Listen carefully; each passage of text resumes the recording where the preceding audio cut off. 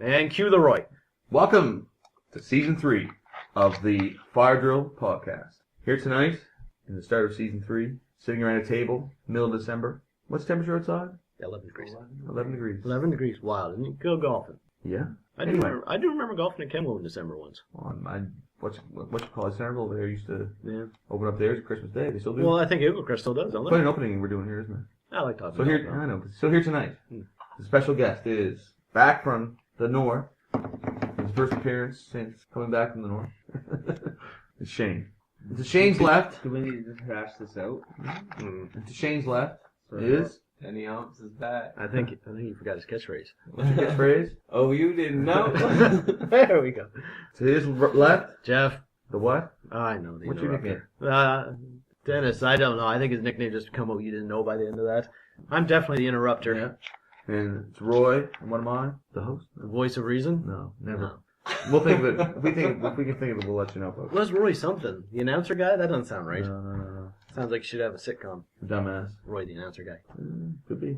Okay. Anybody have a topic they would like to discuss? Oh, well, fire away. We're kind of going more freestyle here again, so this is Well, going to suck. Shane has played the Wikipedia or the Google. I know, you can't play the Wikipedia. Unless we play it a different way. I haven't been paying attention to the news or anything lately. Have we done our middle I should names? watch it. Have we done our middle names yet? I think.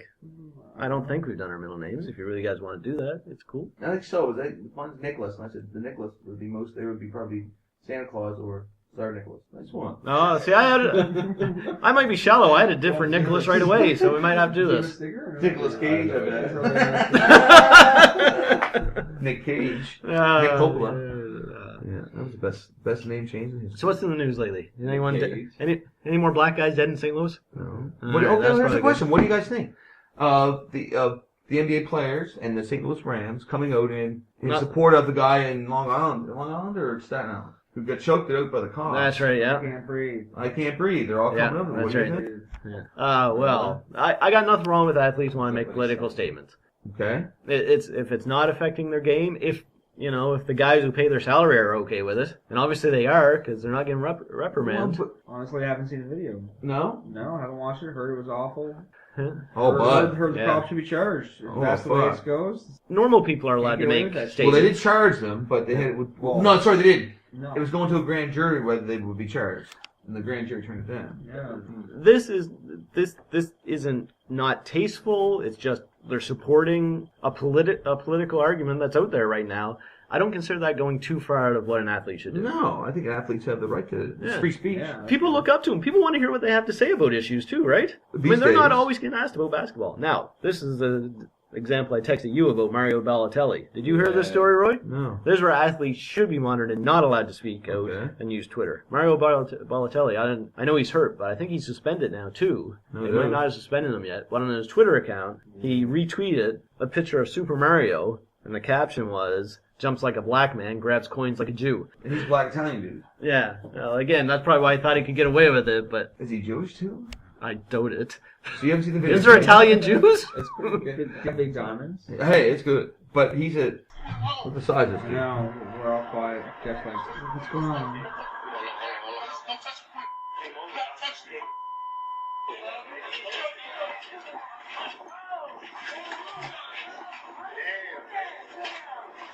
Did choke old boy get on? That's illegal. He is trained not to do that. See what he say? Did this guy end up dying? Yeah. Did you see this video? I didn't realize he ended up. Really? That's uncomfortable. I know. That's uncomfortable. Right? Yeah. I know. And That's so did those cops do wrong? Of course they did. Absolutely. Totally. Say, hey, man, It's certainly let's go for a walk. Let's get this figured out. Certainly not a chokehold. What happened to tasing? Even though that's horrible, wouldn't the taser be more customary than But throwing he a wasn't chokehold? fighting back. Well, that's what I mean. But even still, just to get a guy to listen, the chokehold seems extreme right from the beginning. Excuse me. You're not listening? Hit you with the fucking tongue. I'm just saying. Do I have your attention now? I'm just saying that seems better than choking the guy. You would think tasing would come before the chokehold. What's the police? We should know that anyway. But what's your what? They didn't want to use a weapon on him because he wasn't resisting, but they wanted him to go to jail. Trust me, no one hears this more than me. Do you think it was that, or do you think it was a bit of small man syndrome because it was a smaller Yeah, we are temperamental. I'll give you that. Who may have. We didn't see the early part of that video. Right, we don't know the history. We don't know anything like that. But maybe this officer is like, "Hey, man, I'm going to take this big guy down. I'm going to be a dick. This big guy's mine. I'm going to be the man right now. Take him down for everybody." So we don't know. But regardless, he was a fucking dick, and he needs to go to jail. Yeah. That's mine. Yeah. Regardless of the circumstance, there's no circumstance where that should happen. He didn't do anything right, and then they jumped him. Yeah. And he didn't fight back. And no time through that did he fight back. Oh my god. And then what was the case with the kid in the guy in St. Louis got shot like 11 times by cops? Was that it? By one cop. Yeah. There's a lot of odd evidence there. It wasn't very poorly investigated. Yeah, that kind of went away in a hurry, I noticed. No, it's still going on. Is it still? Oh man, they're still protesting. Like that week that it was like 11 times, wasn't it? Something 11 or 12 times. Michael Brown. But here's the thing. What are these things showing in a grander scale? No, it's actually showing a couple things. Okay. The thing I think of most is how much the internet and everyone having a camera in their hands has really changed the accountability of officials and other people in the world. Of everybody. Absolutely.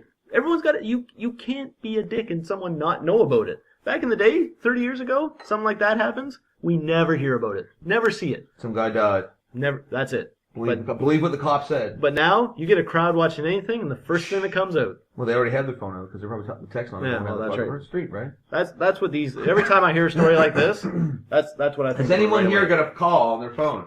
Hey, I'm just talking to myself. Well, just wait a sec. There's a fight. I gotta go. Yep. Happens all the time, man. Yeah. So what you're saying is technology has really changed the accountability of things like this, and I think that's great. But it obviously didn't work. You saw what he was doing there, yeah. Right? But the other thing, the other. Just wait, you had your fucking turn. Well, you said this continues on to my point. This continues on my point. Your point was the technology. That's right. But here's the sad part: the people using that technology that are filming are all just standing there too. Well, they're not going to get fucking choked out again. No, but you're talking about tasers. There's back the fuck up. Disperse. You're interfering. Okay, maybe not that situation, but you see it all the time where someone's filming a fight. Dude, if you're the third man in on a cop, I know. You're going to get shot. That's not what I'm talking about. That situation. I know, but that's what I at first think of. Yeah. No. What do you think, Dan? You see that all the time. Two people fighting, one guy kicking the crap out, and someone's filming it. Yeah, you're right. What do you think, Dan? Yeah. He said technology. What is it? What's this really? What's the point this is getting at?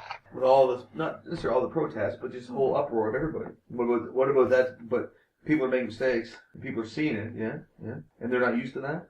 I thought about that before. So what are you thinking, Roy? Because you're trying to. I think it's race, man. What happened to the cop in that case? Did he actually get? No, it was the cop. Oh, that's right. Sorry, George Zimmerman, the security guy. That's why. No, just some Mexican. What's the security guy? He was neighborhood watch. He was a volunteer neighborhood watch. That's right. Yeah, that's right. And he's packing heat. Nice, Florida. Right. So he's scared of a big black dude in a fucking hoodie. Okay. Did he go to jail? No. Issue. Now, okay. Can I give you another depth of this, Jeff? There was a woman in Florida, the same county that George Zimmerman was from. Her husband was trying to kill her, like admitted in court. She got a gun and scared him off and shot in the ceiling of her garage to scare him off. And guess how many years she went to jail for? 25. Just 22 years. Or somewhere 20 years, something like that. It's like crazy. Florida's a fucked up state. A lot of the states are fucked up now. Yeah. But the real states that are fucked up is fucking Colorado. Pretty sure too. And all those places, because they're getting hot. That's right. Legally. Well, just those places. Colorado and Oregon, was it? Yeah. Of course it was. Go Ducks. And they've raised so much money for their state coffers from legalizing the shit. But back to that point, I really don't think it's race. If you look at the amount of people in states, the percentage of people in states who are black, as opposed to anything else. And what's it come down to, Shane? You said it. But it's going to get bigger now. Yeah. But if we're going to talk race, then money, but even larger, because I still think there's cultural divides that we just don't understand each other. Explain. Now, this is going to be, I was listening to an article on CBC. I like it. Blow it right now, right? Yeah. Surprise. And I'm going to generalize and paraphrase very much. It was based out of Halifax, talking about the relationships in North Preston. Yeah. And it was basically saying that if you're a white guy, you get upset if somebody messes with your business. If you're a black guy, you get upset if somebody messes with your family or messes with your shit or disrespects you. So, and it's like, right there we have a predisposed cultural divide in how we perceive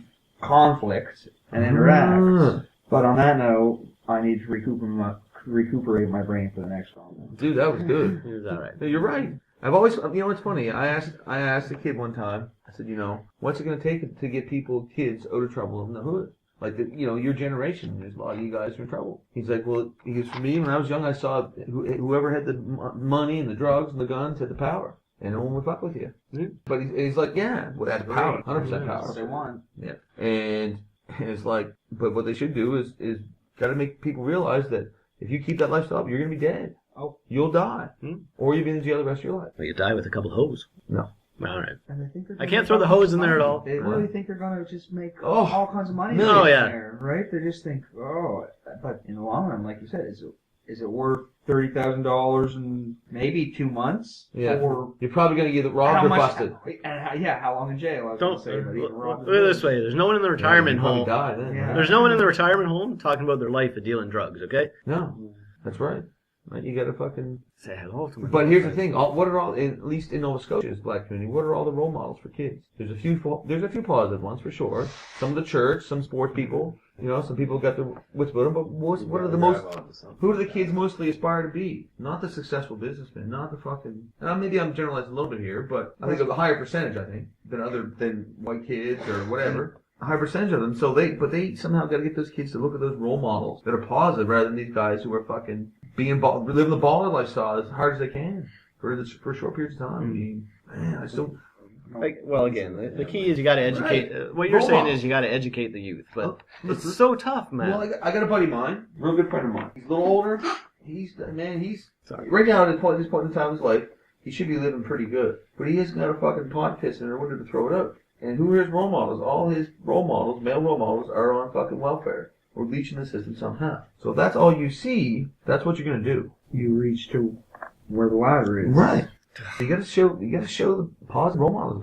We gotta turn this podcast around, man. It's getting depressing all of a sudden.